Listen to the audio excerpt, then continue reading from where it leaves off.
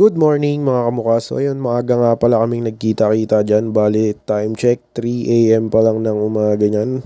So maaga kaming naggayak kasi mayroong kaming camping ride ngayong araw. At kasama ko nga pala si Tamsi ng keyboard player ni Uncle J at si Marco na vocalista ng Irene Juan. At wala na kaming inaksayang oras, so bumiyahe na kami kasi kailangan naming matagos ang mga bayan ng Antipolo, Teresa, Morong at Baras bago sumikat ang araw para na rin makaiwas sa konting traffic. So ayan, umaahon na nga pala kami dyan ng Pililla Rizal.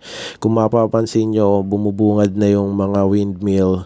Tapos suminto na rin muna kami dito sa overlooking ng Pililla Rizal para na rin magkape kasi pare-parehas kaming wala pang tulog. Pagkatapos naming magkape at magalmusal, tumuloy na kami sa biyahe at binabaybay na namin ang kalsadang diretso papunta ng PAMI.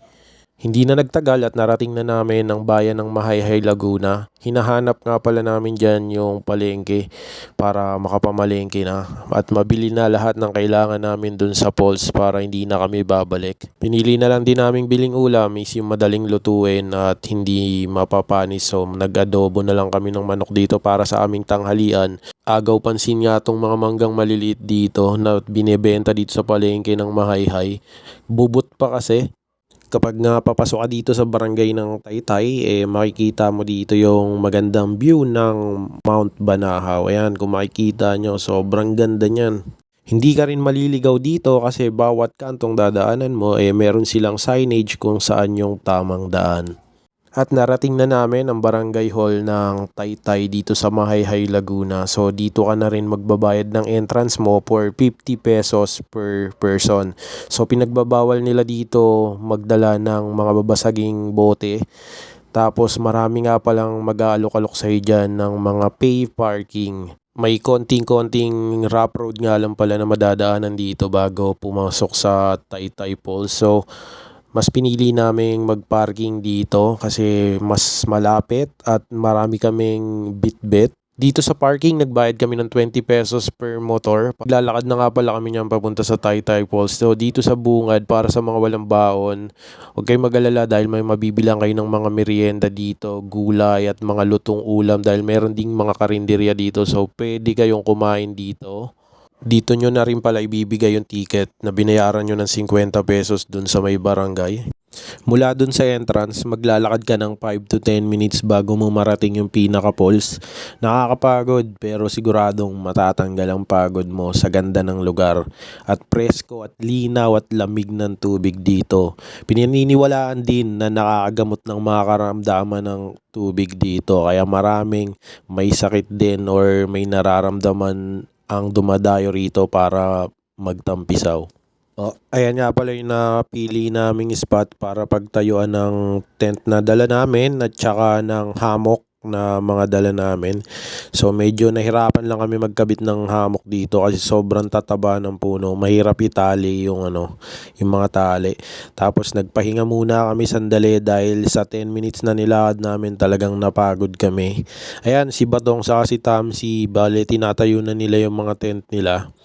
So ako naman tamang pahinga pa rin. Tapos ako yung nag-assistant kay Aika sa pagluto. Ako yung naghihiwa ng mga kailangan. Tapos ayan, nagluto na rin, nagpiprito na ng isda si Batong dyan gamit yung kanyang mahiwagang butane kalan. Tapos nagluto na rin si Aika ng adobo para sa aming tanghalian.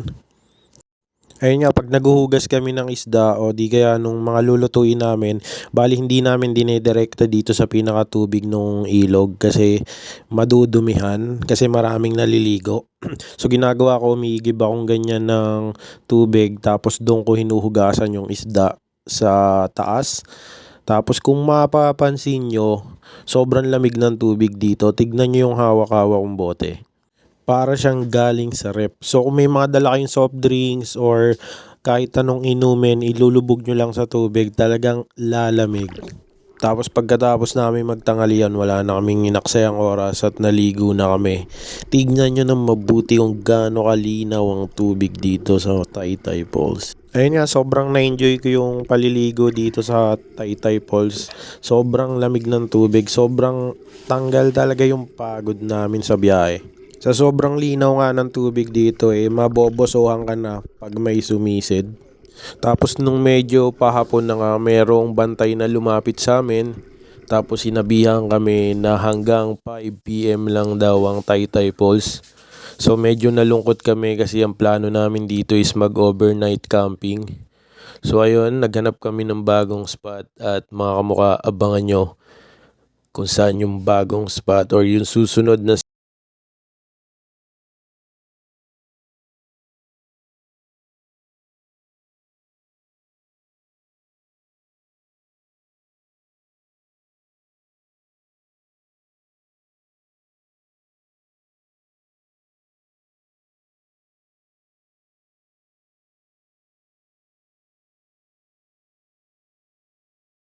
So nung nalaman nga namin na bawal mag-overnight dito sa Taytay Falls, agad na rin kaming umalis dito para bumiyahe papunta ng Mauban kasi ang plano namin is pumunta sa Cagbalete Island at doon na ipagpatuloy ang aming outing.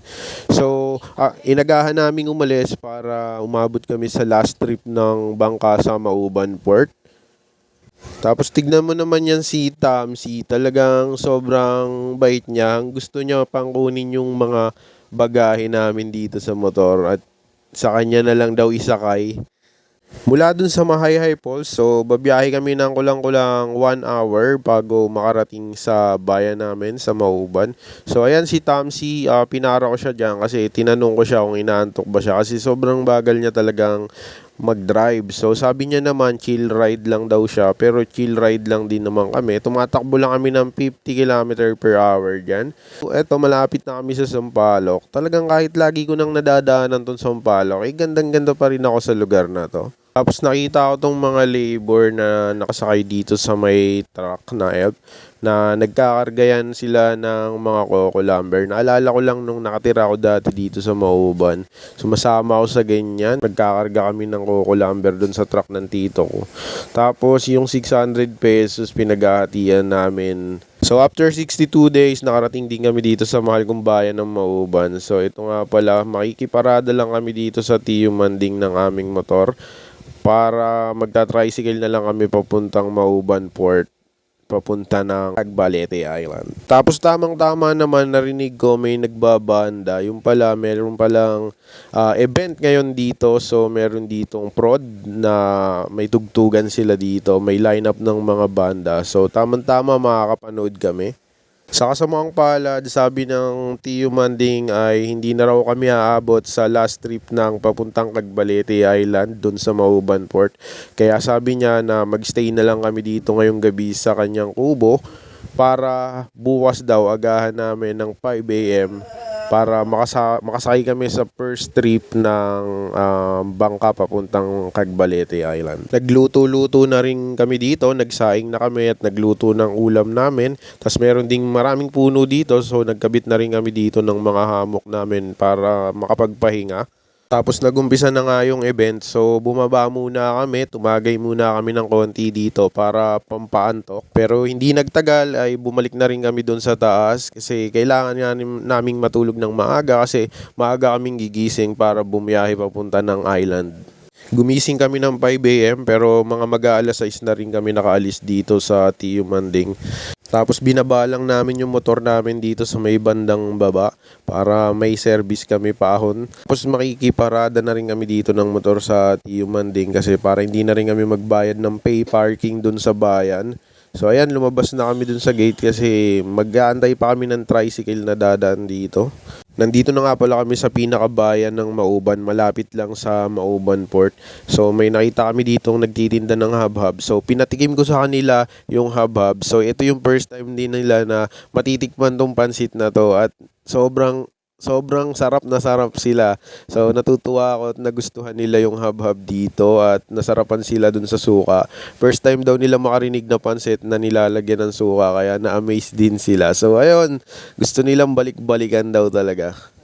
Sa sobrang sarap nga daw ng suka gusto na daw tunggayin ni Batong. Nandito na kami sa Mauban Port. Dumaan muna kami dun sa tourism office para mag-registered at isulat ang mga pangalan namin para may record sila kung anong mga pangalan namin. Pagdating nga rin namin ng Mauban Port, wala pa daw yung pang-passenger na bangka. So baka mga alas 8 pa daw ng umaga dadating yon. So nag-decide na kaming umarkila ng private boat para maaga-aga rin kaming makarating dun sa isla kasi mauubos yung oras namin sa paghihintay dun sa may bangka.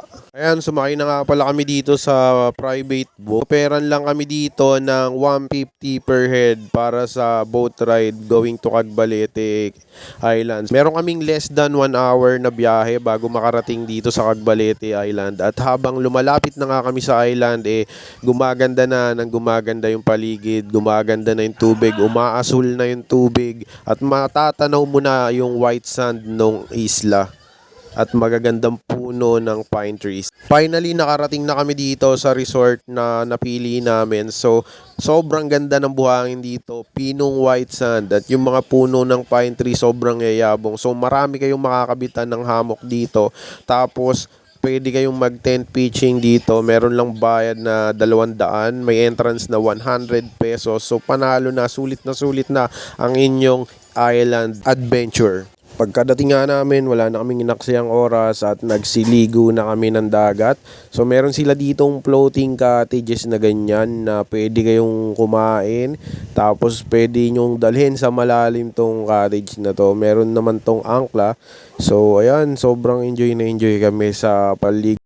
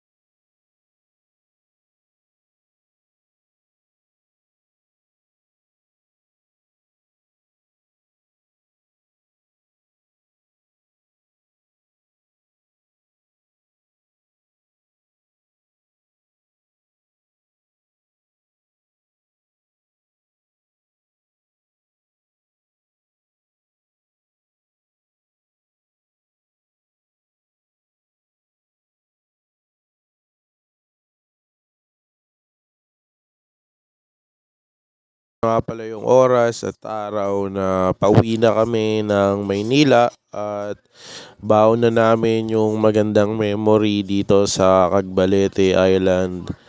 Ayan, nandito na kami sa Cagbalete Port. Pumila rin kami dyan ng halos nasa 1 hour sa paghihintay sa passenger boat. Tapos nung dumating yung passenger boat, muntik pa nga kaming hindi mapasakay kasi puno na dun sa first batch. So second batch kasi kami. Pero sabi ni ate na nagpapasakay sumabay na daw kami. Tapos nakita namin yung mga batang yan, mga naglalangoy sila dyan. Nanghihingi sila ng barya. So pag binato mo yung barya dyan, sisisirin nila sa ilalim ng dagat. Dahil nga low tide na nung time na yan, so hindi na makakalapit doon sa port yung pampasaherong bangka. So sinasakay kami sa ganyang balsa para makarating doon sa passenger boat. At ayan, padikit na kami doon sa passenger boat. Hindi na nga kami pumasok dyan sa loob ng passenger boat kasi puno na nga dyan. Kaya doon kami pinapwesto sa may likuran. So dito yung daan sa gilid. Tutulay kami sa mga kawayan hanggang makarating doon sa likod sa may engine.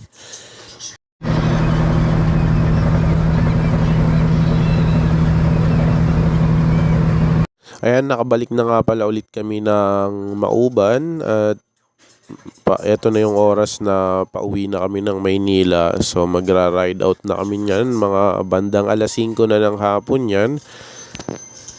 Tapos magpapaalam na lang kami sa Tio Manding at magpapasalamat sa pagpatuloy sa amin dito sa kanyang rest house.